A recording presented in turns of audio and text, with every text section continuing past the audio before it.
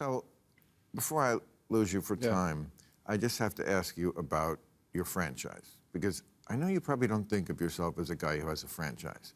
Foot Locker? No.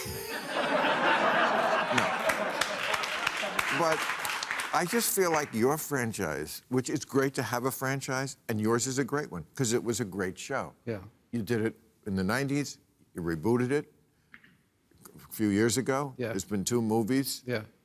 You're going to do it again, and you should do it again. Right. Because it's a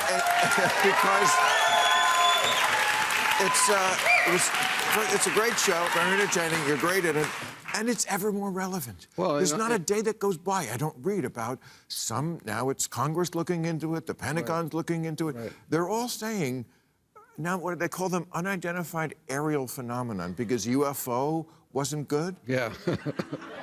They're rebranding. Why? It's the same fucking thing. Did I ever tell you my theory of the UFOs? No. You might like this. I know we're out of time or whatever. No, go.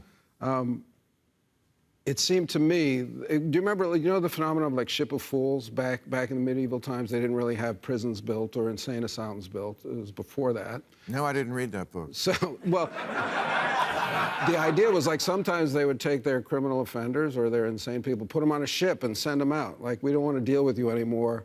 We're going to put you out on the high seas. And woe be to you if you come upon this ship of fools. That's what Ship of Fools is when you hear that. So I think because people that have dealings with aliens that tell us stories, usually they get their teeth drilled and their anuses probed. So my theory is that some advanced alien civilization has gotten fed up with their sex offenders and their dentists.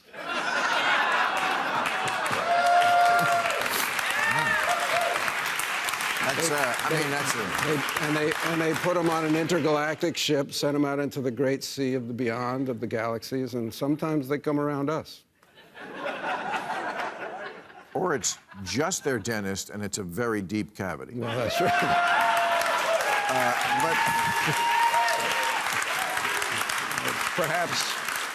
Perhaps their anatomies are different from ours, and they get confused. Well, we know what they look like, because they all do look the same when people, So I don't know, but when Navy pilots are saying, I can't tell you what this thing is, and Neil deGrasse Tyson was here, and of course, I utmost respect for him. He knows things I will never know or could never know. I don't have that size brain.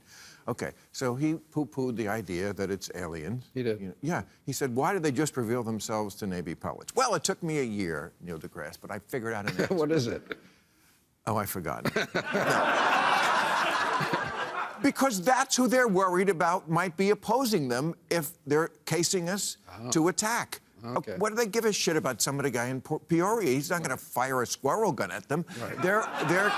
These are the people they might have to go against. So they're seeing what they can do, what they can see. That's why they reveal themselves to Navy pilots.